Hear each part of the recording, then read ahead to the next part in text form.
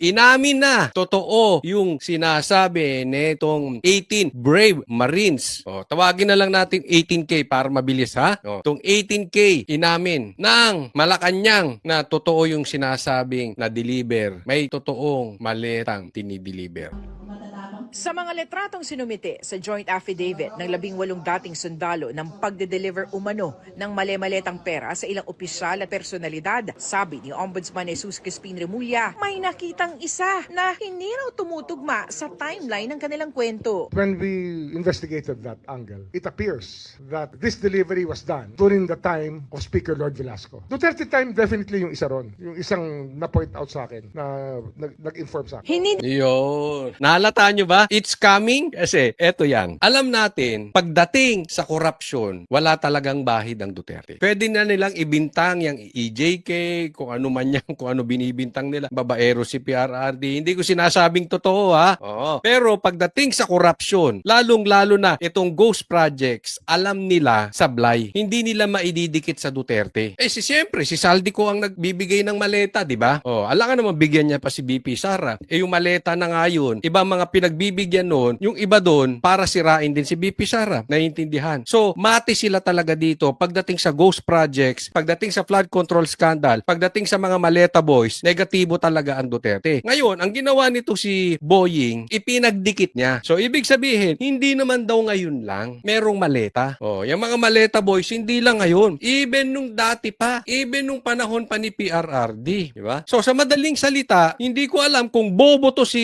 Boying o sobrang bobo o tayo ang ginagawang bobo. Dahil dyan, napaamin siya. So, kailangan mong bigyan ng credit ngayon tong mga 18 Marines. Kasi ginigiba nila tong Marines eh. Diba? Ngayon, sinasabi nila dati pa, meron na. So, ibig sabihin, totoo yung sinasabi nitong mga Marines. Ngayon, kung totoo yung sinasabi ng mga Marines, ibig sabihin, nag-deliver talaga sila ng pera kay Bongbong Marcos. Tama o tamang-tama? Nag-deliver sila ng maleta na may lamang pera kay Tambaluslos, kay Romualdez. Tama or tamang-tama, diba? Ngayon na sinasabi, nangyari din naman nung panahon ni PRRD. Di imbestigahan ninyo. Imbestigahan nyo kung sino yung involved nung panahon ni PRRD. Pero, imbestigahan nyo rin si Romualdez at saka si Bongbong. Kasi ngayon talamak eh. Kung totoo man dati, wala akong pakialam kung sinong tamaan dyan. Kung totoo yung sinasabi mo, imbestigahan nyo. Kung gusto nyo, electric chair nyo pa eh. Diba? Ako, positive ako dyan na negative ang Duterte dyan. Nagigets nyo? Baka yung tao sa ilalim, we don't know. Hindi ko sinasabing totoo. Diba? Pero mas lalo mong imbestigahan, Boying. Diba? Ikaw ang nakaupo ngayong ombudsman. Di lalo mong imbestigahan dahil alam mo pala malawakan dati pa eh. All the more na hindi mo dapat iwasan. Dapat mas pinapatawag mo yung mga Marines pero hindi sila iimbestigahan mo. Iimbestigahan mo yung deliveries ng maleta. Dahil sinabi mo, totoo yung maleta. Sinabi mo, totoo yung deliveries ng maleta. Yun ang imbestigahan. Yari ka dyan, Boying. Nadali ka dyan sa mga yung kadaldalan mo. tinukoy ni Remulla kung alin sa mga letrato ito. Pero ayon sa kanya, dun pa lang may indikasyon na may tila may pagmamanipula sa kwento. What you see here is really a manipulation of facts to make it appear that was that. But actually, they were playing with timelines. And this is one timeline that they played with, that this happened before the term of President Marcos. Naupong speaker si dating Congressman Lord Alan Velasco mula October 2020 hanggang sa matapos ang termino ni dating Pangulong Rodrigo Duterte. It's a very reliable person telling me. Kakabanan, dito muna tayo. Okay, so ang palusot niya, ito daw mga Marines, hindi reliable pagdating sa timeline. Ang lusot niya, dati, di imbestigahan mo si Velasco kung gusto ninyo, pero imbestigahan nyo rin si Bongbong Marcos saka si Romualdez. Hindi kayo dapat double standard. That picture was taken before, during the time that Lord Velasco was still the Speaker of the House. So there was a delivery of money already at that time. Tinukoy naman ni Remulla si dating Congressman Mike Defensor na nasa likod umano ng litrato at kwento. Pero may isa pa umanong mambabatas na sumususog nito. I have reason to believe that Mike Defensor was called to task already by people concerned with that picture that was shown. He was instrumental in putting together the affidavit. I think we all know that. He's not denying it anyway. Meron na lumapit kay Mike Defensor tungkol sa picture na yun. Sige, tanongin niyo siya kung sino yun. He might want to tell you. Congress, member of Congress. Kinukuha pa So, dito tayo. Dito, papasokin muna natin dito. Yung intel daw niya, sinasabi na nung panahon pa ni Velasco yon, no? Hindi kaya yung intel nito si Boying intelligence kaya talaga o stupidity? Hindi ko alam, parang kung saan-saan nila pinupulot yung mga intel nila, di ba? Parang sayang ang bayad ng taong bayan. Pero etong sinasabi niya na patungkol dito kay Defensor na nilapitan na daw siya ng congressman. Tapos, ipinapasa niya pa. Ang tawag ko dito sa ganitong style, lagi niyong tatandaan, paduda style. Hindi niya dediretsuhin, pero pipitikin niya sa media. Mahilig si Boying sa ganyan, yung mga paduda style. Pipitikin niya sa media para yung tao mag-iisip, ay oo, kinausap nga ng congressman si Defensor. Gusto niyo tanungin niyo sa kanya. Ang daming kumakausap. Dating congressman yan. Hindi natural, maraming kumakausap sa kanya. Ngayon, kung ang usapin dito, si Defensor daw ang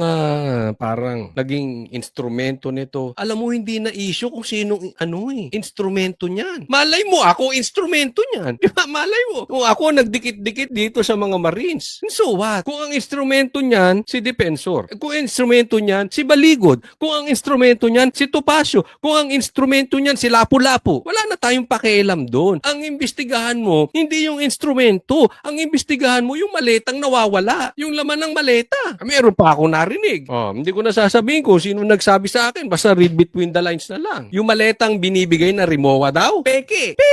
999. Medium size, 999. Baka mamaya buy one take one pa yung animal na yun. Pero grabe laman ng pera, ha? Hindi ko na maalala kung nasa 40, 50, 60 o 80 million. Bawat maleta. Malupit. Huwag nga tayo magkaano-ano dyan, Boying. Ha? Meron din ako nadinig kay Boying. Mamaya sasabihin natin. Kinukuha pa namin ang panig ni Defensor at ni Attorney Levy Baligod ukol sa mga sinabi ni Remulla. Pero dati nang sinabi ni Defensor na wala siyang kinalaman sa affidavit. Bagamat inaming tumutulong siya sa 18 dating sundalo. Maglalabas na raw ng sabina ang ombudsman laban sa 18 dating sundalo oras sa makapagsumite ang mga ito ng individual nila mga affidavit. Dito, mas matatanong raw isa-isa ang mga nagpakilalang security aid tungkol sa mga detalye ng kanilang deliveries. Lilinawin lang natin kasi ang hinahabol natin dito yung kamalian pa rin. The act itself is still what we are after. Bakit galit ka? Ba't galit ka? Bakit gusto mong patawag? Tapos isa-isa, ano ba yan? I-date mo ba sila? Bakit hindi kailangan? Ito nga na, tanong ko sa isang abogado, ha? Magaling tong abogado. Kailangan ba ang affidavit? Pag may sinabmit na reklamo o na notaryo, kailangan? First time ba mangyayari ito? Hindi naman. Madalas naman daw mangyari. Tinanong ko, bakit hingi to si Boying? Kasi, ang gusto mangyari nito si Boying, sabi sa akin, gusto niya na merong magkamaling sumagot, na iba dun sa affidavit, di ba? Yung chances ng error. Pero alam mo, kahit balibaligtarin mo yan, totoo ang sasabihin yan. Gustong gisahin isa-isa. Sa madaling salita, ang talagang gigisahin, yung nagre-reklamo, hindi yung maleta. Yan ang motibo nito. Alam mo, may napagtanungan ako, ha? Ito naman reliable person. Okay? Hindi ko nababanggitin kung sino siya. Napagtanungan ko, si Boying ba nabigyan ng maleta? Sige, sagot niyo kung ano. Sige, sa tingin niyo, nabigyan ba to ng maleta? Alam niyo ang sagot sa akin? Eto, hindi niya na kailangan mabigyan ng maleta. Bakit naman? Sobrang yaman ba yan? Nako! Alam mo doon sa ganon? Nako, binenta yung ganon? Ganon? Nagkagaanunan? Ganon. Dapat nga siya pa magbigay ng maleta. Oy, katapang style. Sabi ko, totoo ba yan? Hindi ako naniniwala. Hindi magagawa ng isang Rimulya yan, sabi ko. Malinis ang budhi ng mga Rimulya. May sagot sa akin. Bahala ka, tatanong-tanong ka, hindi ka maniniwala. Oy, nadali na. Ba't ako nagtanong? Kasi sabi ko, malinis yung Rimulya. Oo. Wala yan tungkol doon sa yung malaking wala, malabo. So, ewan ko kayo, naniniwala kayo doon sa pinagtanungan ko. Hindi ako naniniwala. Kaya yung reliable person na yun, hindi na reliable. Ayos na. Siyempre, gusto natin malaman talaga kung ano nangyari. Naks. Not to find fault on anybody, but to know if somebody can vouch for every action. Kung sino talaga ang pwedeng managot.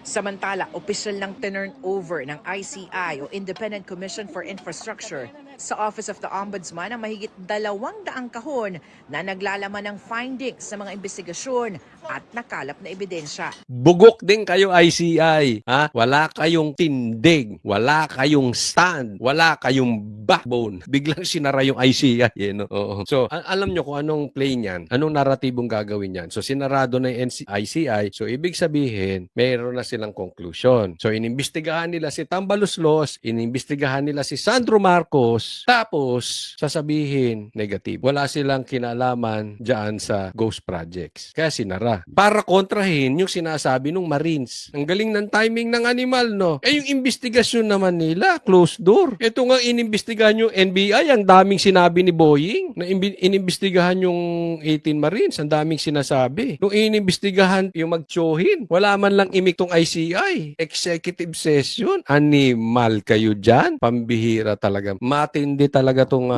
galawan nyo dyan, no? Opisyal na turn over ang hard drive niyan ni ICI Chairman at retired Justice Andres Reyes Jr. kay Ombudsman Remulla. Sa isang pahayag, sinabi ni Reyes na nakamit na ng ICI ang kanilang mandato at hanggang March 31 na lang ang kanilang operasyon. Ayun, tapos. So, saan ang binigay na nila kay Boying? O, di dapat, binigyan mo rin ng kopya si BP Sara. O, eto, kopya mo, ha? Boying. Eto rin ang kopya ni BP Sara. Para, pagka iniba ang kwento, may check and balance. Sa bagay, baka doktor naman yung ginawa niya si, ano na yan eh.